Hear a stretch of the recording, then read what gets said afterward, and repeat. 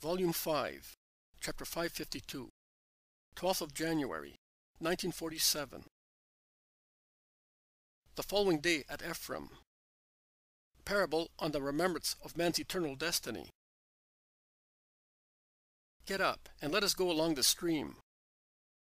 Like the Jews who live abroad, and where there are no synagogues, we shall celebrate the Sabbath among ourselves. Come, children, says Jesus to the apostles, idling in the kitchen garden, and he stretches out his hand to the 3 poor children, or in a group in a corner.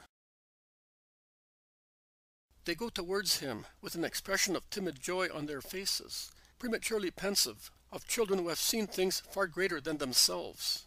And the 2 older ones put their hands in those of Jesus, but the little one wants to be taken in his arms.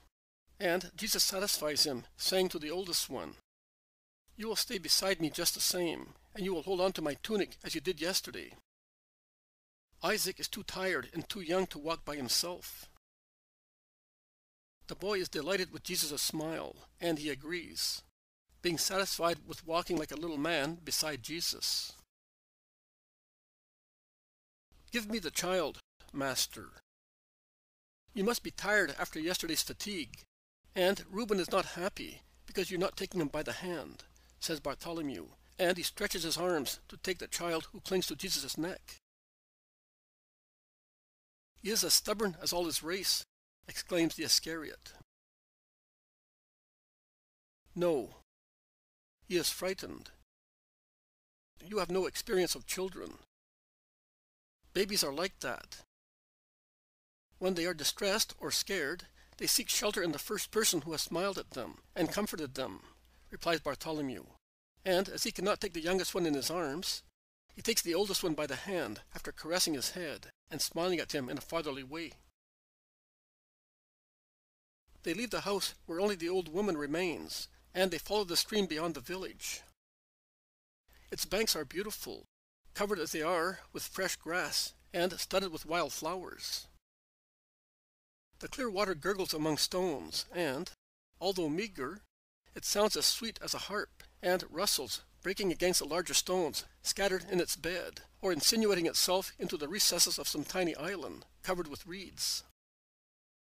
Birds fly away from the trees near the banks, trilling merrily, or they perch on boughs in the sunshine, singing the first songs of springtime, or they fly down to the ground gracefully and lively, seeking insects and worms, or drinking near the banks.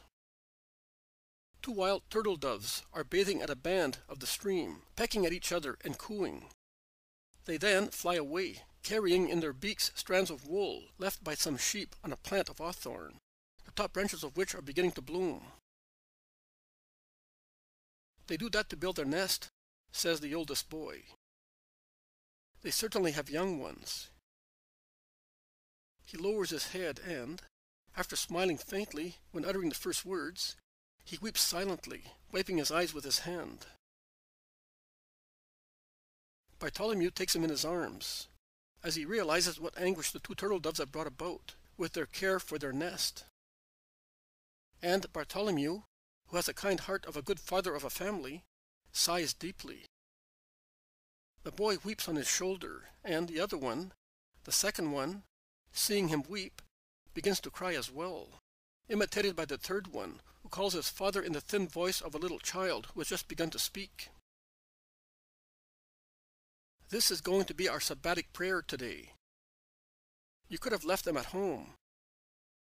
Women are better suited to such cases, and," remarks the Iscariot.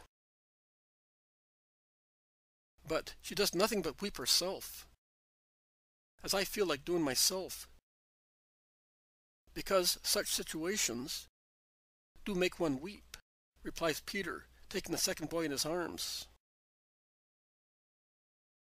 "Yes, they do make one weep. That is true. And Mary of Jacob, a poor, old, distressed soul, is not very good at consoling," confirms the zealot. "We do not think that she is very successful either. The only one capable of consoling was the Master, and he did not do it." "He did not do it? And what else should he have done?" He convinced the highwaymen. He walked for miles with the children in his arms.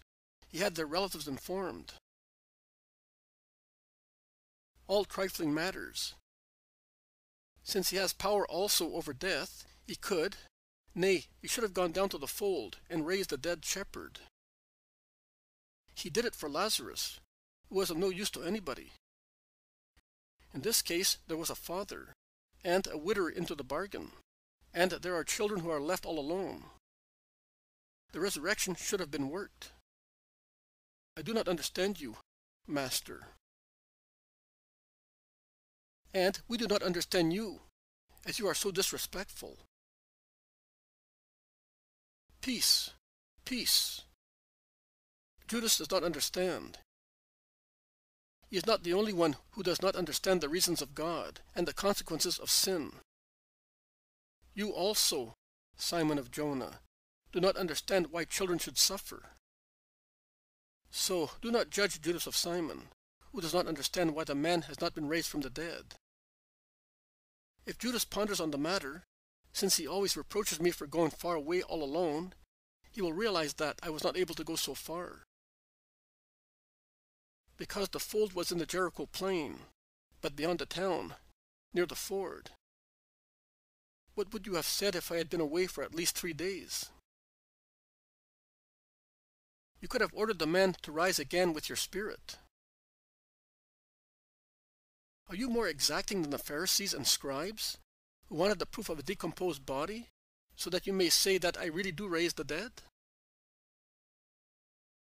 They wanted that because they hate you. I would like it because I love you, and I would like to see you crush all your enemies. Your old feelings and your disorderly love. You have not been able to extirpate the old plants from your heart and replace them with new ones.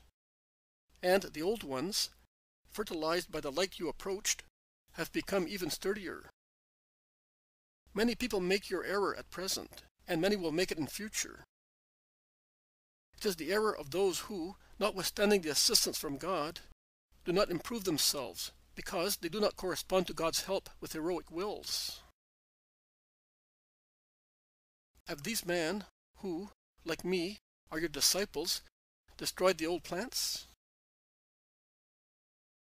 They have at least pruned them down and engrafted them considerably.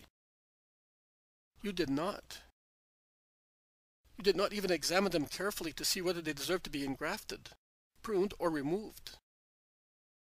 You are an improvident gardener, Judas. But only with regard to my soul, because I know what to do with gardens. You know what to do. You are an expert with all earthly matters. I would like to see you equally capable in matters concerning heaven. But your light should work wonders in us by itself. Is it really good? If it fertilizes evil and invigorates it, it cannot be good, and it is its fault if we do not become good. Speak for yourself, my friend. As far as I know, the Master has not made my bad tendencies any stronger, says Thomas. I agree. I agree too, says Andrew and James of Zebedee. With regard to me, his power has freed me from evil and has made a new man of me. Why do you say that? Do you not consider what you say? Asks Matthew. Peter is about to say something, but he prefers to go away, and he begins to walk fast with the child astride his shoulders, imitating the rolling of a boat to make him laugh. And when he passes near Thaddeus, he takes him by the arm and shouts, "Come on, let's go to that island. It's full of flowers like a basket. Come, Nathaniel, Philip, Simon, John." In one bound we are there. The torrent, divided as it is only 2 brooks, one on each side of the island.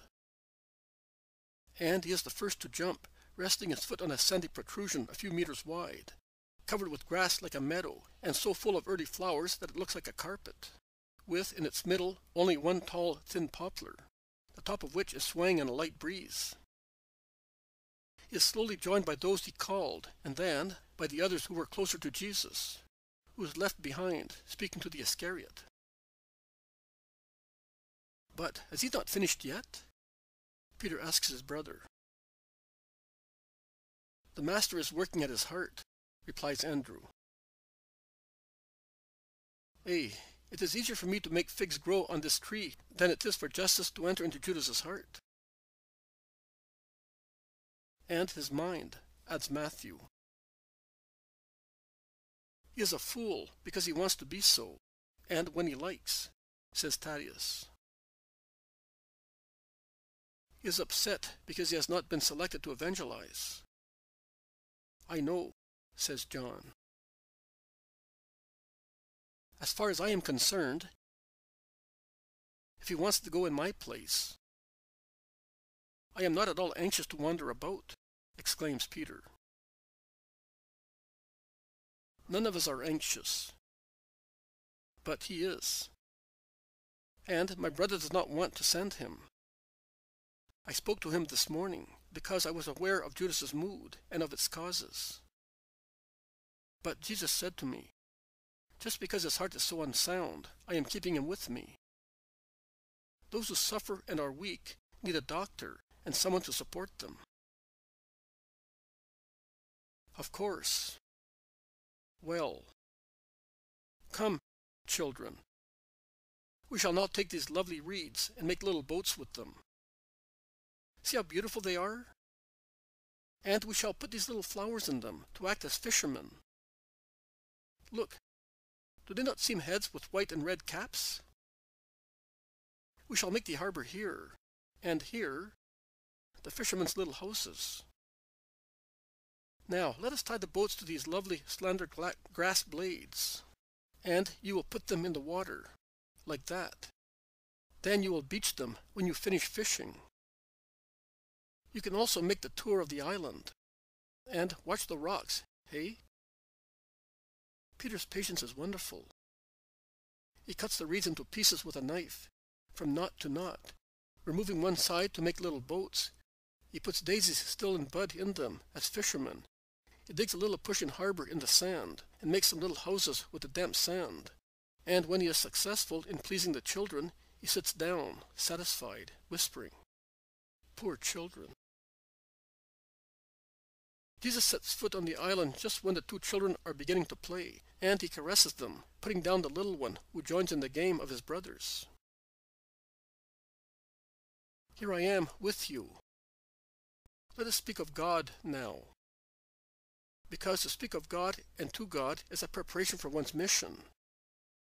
And after praying, that is, after speaking to God, we shall speak of God, who is present in everything, to teach men good things. Stand up and let us pray. And he intones some psalms in Hebrew, and the apostles join him, singing in chorus. The children, who had moved aside with their little boats, on hearing the man sing, stopped playing and prattling in their shrill voices, and approached the group. They listened attentively, their eyes fixed on Jesus, who is everything to them.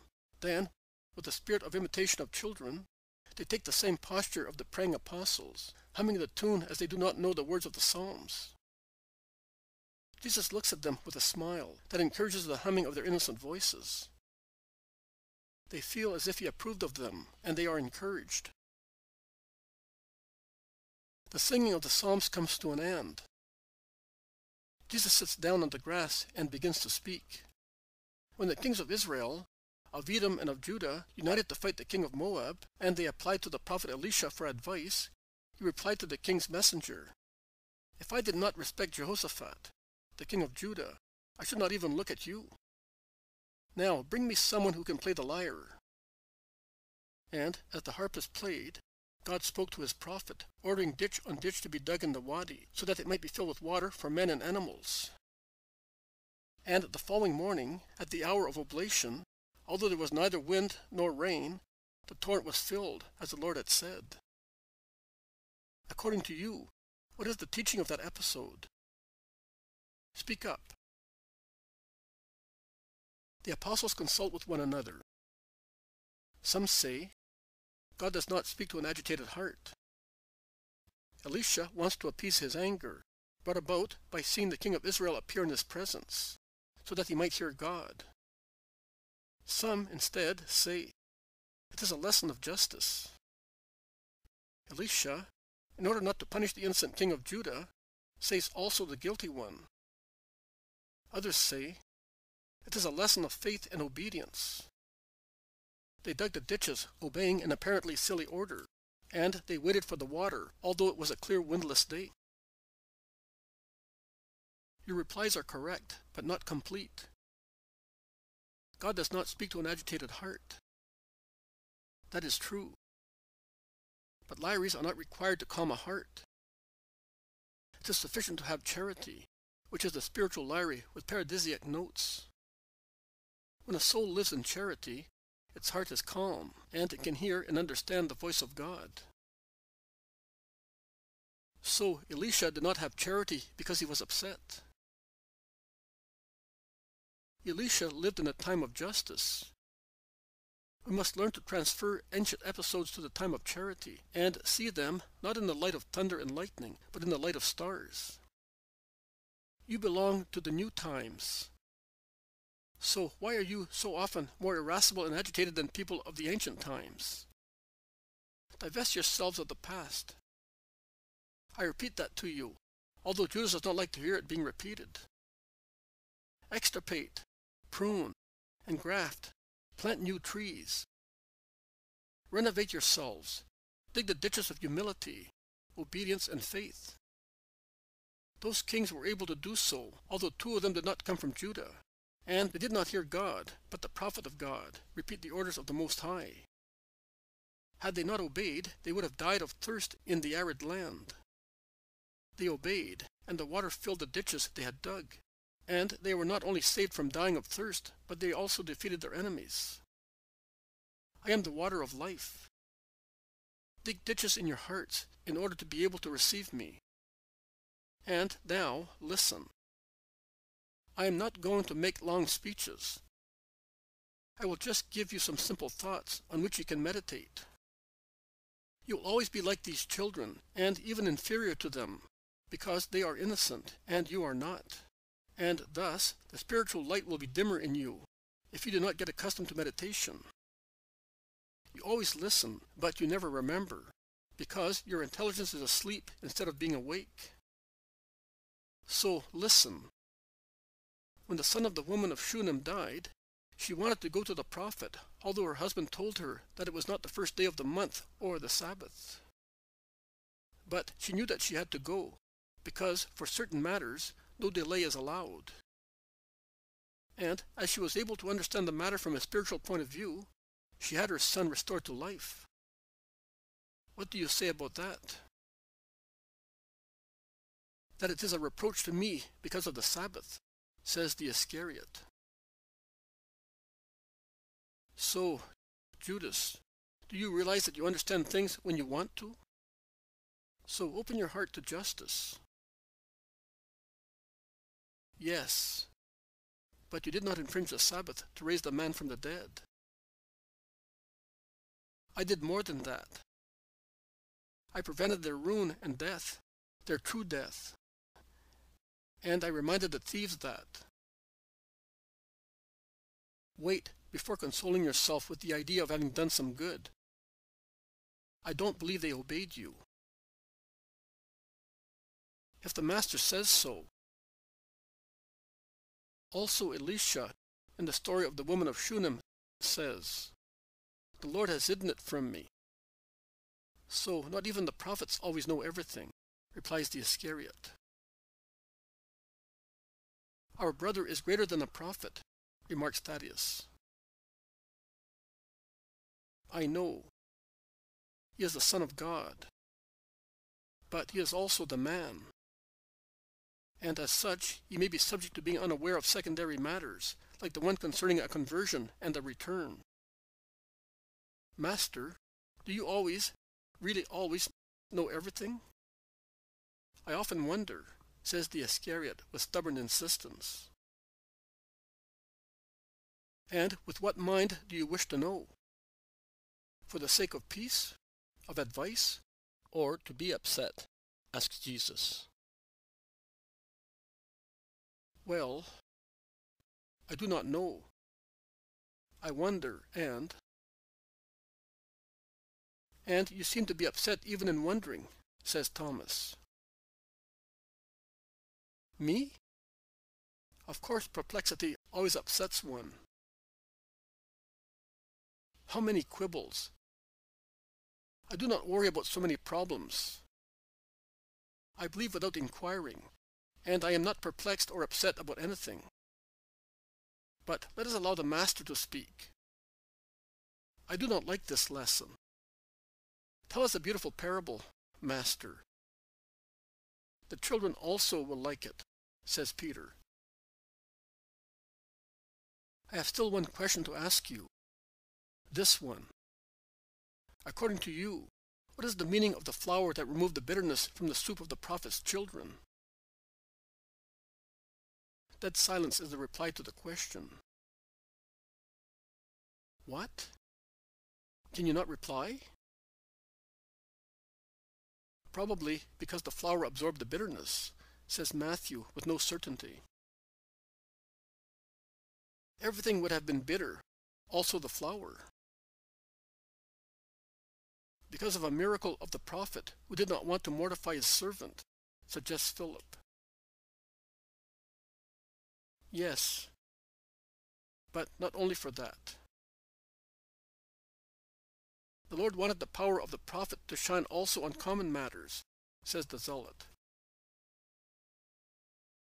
Yes, but it is not yet the right meaning. The lives of prophets anticipate what will take place in the fullness of time. Mine, they reflect my earthly days by means of symbols and figures. So, there is silence. They look at one another. Then John lowers his head, blushing, and he smiles. Why do you not express your thought, John? Asks Jesus. There is no lack of love in speaking, because you do not intend to mortify anybody. I think it means this, that in the time of hunger for truth and of famine of wisdom, that is, this time when you came, every tree has become wild, and has yielded bitter fruits as inedible as poison for the sons of man, who thus, in vain, picked them and prepared them to nourish themselves. But the eternal Father's bounty sends you, the flour of selected corn, and with your perfection you remove the poison from all food, restoring both the trees of the Scriptures again, perverted throughout ages, and the palates of man, corrupted by concupiscence. In this case, it is the Father who orders the flour to be brought, and he pours it into the bitter soup, and you are the flour that sacrifices itself to become food for man. And after your consummation, no bitterness will be left in the world, because you will have reestablished our friendship with God. I may be wrong. You are not wrong. That is the symbol. Oh, and what made you think of that? Asks Peter, who is astonished. Jesus replies to him, I will tell you with the very words you spoke a few minutes ago. One bound, and you are in the peaceful, flowery island of spirituality. But one must have the courage to make a leap, leaving the shore, the world. It is necessary to jump without worrying whether there is someone who may laugh at our clumsy jump, or may deride us for our simplicity in preferring a lonely islet to the world. One must jump without being afraid of getting hurt, or wet, or being disappointed. You must leave everything to take refuge in God. One must remain on the island, separated from the world, and leave it only to distribute the flowers and pure water picked up on the island of the Spirit, where there is only one tree, the tree of wisdom, to those who are left on the shores. By being close to that tree, away from the noise of the world, one catches all its words and becomes a master, being aware of being a disciple. Also, that is a symbol. But we shall now tell the children a lovely parable. Come here, close to me. The 3 children go so close to him as to sit on his knees. Jesus embraces them and begins to speak. One day the Lord God said, I will make man, and men will live in the earthly paradise where the great river is, that then divides into 4 watercourses, which are the Pishon, the Gihon, the Euphrates and the Tigris, that flow on the earth. And men will be happy, as he will have all the beautiful and good things of creation, and my love for the joy of his spirit. And he did so. It was as if man were in a large island, more flowery than this one, with all kinds of trees and animals. And upon him there were the love of God, shining like a sun on his soul. And the voice of God was heard in the winds, more sweet-sounding than the songs of birds. But suddenly a serpent crept into the beautiful flowery garden, among all the animals and plants. And that serpent was different from all the ones that had been created by God, and were good, without poisonous teeth, and without fierceness in the spires of their flexuous bodies. Also that serpent had dressed itself with a skin, having the shades of gems, as the other snakes had. Nay, it was even more beautiful than they were, so much so that it looked like a huge jewel of a king, wriggling among the wonderful trees in the garden. It went and coiled around a tree growing in the middle of the garden, a beautiful solitary tree that was much taller than this one, and it was covered with marvelous leaves and fruits. And the serpent looked like a beautiful jewel around the lovely tree, and it shone in the sun, and all the animals were looking at it, because none of them remembered seeing it being created, or seeing it before. But none of them approached it. Nay, they all moved away from the tree, now that the snake was round its trunk. Only the man and woman went near it, and the woman before the man, because she liked that bright thing shining in the sun, and moving its head like a flower still half closed. And she listened to what the serpent was saying, and she disobeyed the Lord, and made Adam disobey. Only after their disobedience they saw the snake for what it was, and they understood sin, as by now they had lost the innocence of their hearts. And they hid themselves from God, who was looking for them, and then they lied to God, who was questioning them. God then put some angels at the borders of the garden, and drove the man out. And they felt as if they had been thrown from the safe shore of Eden into the rivers of the earth, full of water, as when they are flooded in springtime. But in the hearts of the man who had been driven out, God left the remembrance of their eternal destiny, that is, of the passage from the beautiful garden, where they heard the voice of God and felt his love, to paradise, where they would enjoy God completely. And with that remembrance, he left the holy incentive to ascend to the place they had lost, by means of a life of justice. But, my dear children, you have just now experienced that, as long as the boat sails with the stream, its voyage is easy, whereas, while it sails against the stream, it finds it difficult to keep afloat, without being swept away by waves, or being wrecked against the vegetation, sand or stones of the river. If Simon had not tied your little boats with the thin withes of the shore, you would have lost them all, as it happened to Isaac, who did not hold his withe. The same happens to man thrown into the streams of the earth. They must always remain in the hands of God, trusting their will, which is like a withe, to the hands of the good Father who is in heaven, and who is the Father of all men, and in particular of innocent people. And they must be on the lookout to avoid herbs and bog grass, stones, whirlpools and mud that might hold back, shatter or swallow up the boat of their souls, by tearing away the thread of the will that keeps them joined to God. Because the serpent, which is no longer in the garden, is now on the earth, and it really tries to wreck souls, preventing them from going up the Euphrates, the Tigris, the Gihon, and the Pishon, to the great river that flows in the eternal paradise, and nourishes the trees of life and health, that yield perpetual fruits, that will be the delight of all those who have been able to go upstream to be united to God and to his angels, without having to suffer any further forever. My mother also used to say that, says the oldest boy. Yes, she did, lisped the younger one. You don't know. I do, because I am big. But if you say things that are not true, you will certainly not go to paradise. But our father used to say that it was not true, says the second-born son. Because he did not believe in the Lord of our mother. Was your father not a Samaritan? Asked James of Alphaeus. No. He came from another place. But mother was, and we are as well, because she wanted us to be like her. And she told us of paradise and of the garden, but not so well as you did.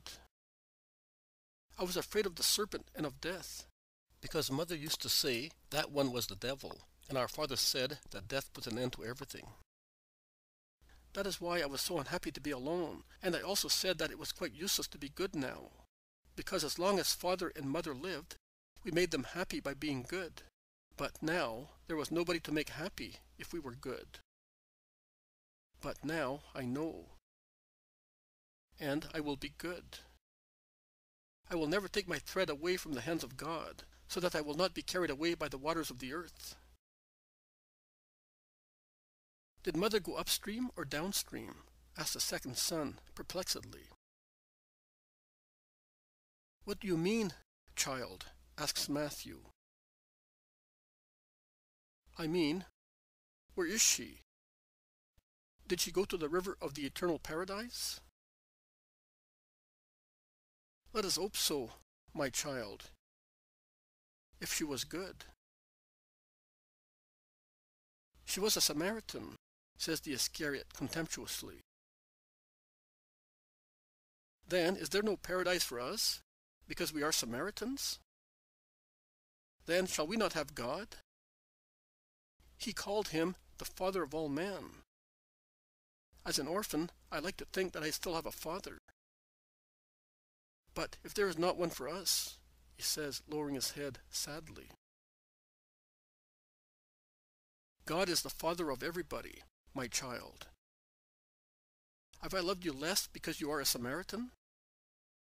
I contended with the highwaymen for you, and I will contend with the demon for you, in the same way as I would contend for the little son of the high priest of the temple in Jerusalem, if he did not consider it disgraceful that the Savior should save his son. Nay, I would contend for you more firmly, because you are alone and unhappy. There is no difference for me between the soul of a Judean and that of a Samaritan. And before long, there will be no division between Samaria and Judea, because the Messiah will have one people only that will bear his name, and will comprise all those who love him. I love you, Lord. But will you take me to my mother? Asked the oldest of the three boys.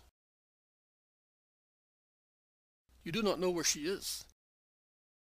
That man over there said that we can only hope, says the second-born son. I do not know, but the Lord knows. He knew even where we were, whereas we do not even know where we were. With the highwaymen, they wanted to kill us. Terror appears again on the little face of the second son. The highwaymen were like demons. But he saved us, because our angels called him. The angels saved also my mother. I know, because I always dream of her. You are a liar, Isaac. You cannot dream of her, because you do not remember her. The little one weeps, saying, No, no, I remember her. I do. Don't call your brother a liar, Reuben. His soul can really see his mother, because the good Father, who is in heaven, can grant that the little orphan may dream of her, and may know her partly, as he allows us to know him, so that from such limited knowledge we may be willing to know him perfectly. which is achieved by being always good. And now let us go. We have spoken of God, and the Sabbath has been sanctified. He stands up and intones more psalms. Upon hearing the chorus, some people from Ephraim go towards them, and they respectfully wait until the psalm is ended in order to greet Jesus and say to him, "Did you prefer to come here instead of coming to us? Do you not love us? None of you invited me, so I came here with my apostles and these children." That is true. But we thought your disciple had informed you of our wish. Jesus looks at John and Judas, and Judas replies, "I forgot to tell you yesterday, and today, with these children, I never thought of it." Jesus, in the meantime, leaves the islet, and he crosses the tiny stream of water and goes towards the people of Ephraim. The apostles follow him, while the children delay, unfastening the two remaining little boats, and as Peter urges them, they reply, "We want to keep them to remember the lesson." "And what about me? I lost mine, and I will not remember, and I will not go to paradise," says the youngest one, weeping. "Wait. Don't weep. I'll make a little boat for you at once. Of course, you must remember the lesson as well. We ought all to have a little boat with the withe tied to its prow in order to remember. And we men more than you children. Well, and Peter makes another little boat with its withe. He then takes the three children in his arms, in one armful, and jumps the stream, going towards Jesus." "Are these the ones?" asked Malachi of Ephraim. "Yes, they are." "And are they from Shechem?" "That is what the young shepherd said. He said that their relatives lived in the country." Poor children. But if their relatives should not come, what would you do? "I would keep them with me. But they will come. Those highwaymen, will they not come too?" "They will not come. Do not be afraid of them. Even if they came, I would be their plunderer, and they would not be your pillagers. I have already snatched 4 praise from them, and I hope to have also snatched part of their souls from sin, at least in some of them. We shall help you with these children. You will let us do that?" "Yes, I will. But not because they come from your region, but because they are innocent, and love for innocent people leads one quickly to God." "But you are the only one who makes no distinction between innocence and innocence. Neither a Judean nor a Galilean would have picked up these little Samaritans. People do not love us, and they dislike not only us, but also those who do not even yet know what a Samaritan or a Judean is. And that is cruel." "Yes, it is. But it will no longer be so when people follow my law. See, Malachi, they are in the arms of Simon Peter, of my brother, and of Simon Zealot. None of them are Samaritans or fathers. And yet, not even you would press your own children to your heart as these disciples of mine are pressing the orphans of Samaria. The Messianic idea is this: to reunite everybody in love. This is the truth of the Messianic idea. One people only on the earth under the scepter of the Messiah. One people only in heaven under the glance of one God only. They go away, speaking, towards the house of Mary of Jacob.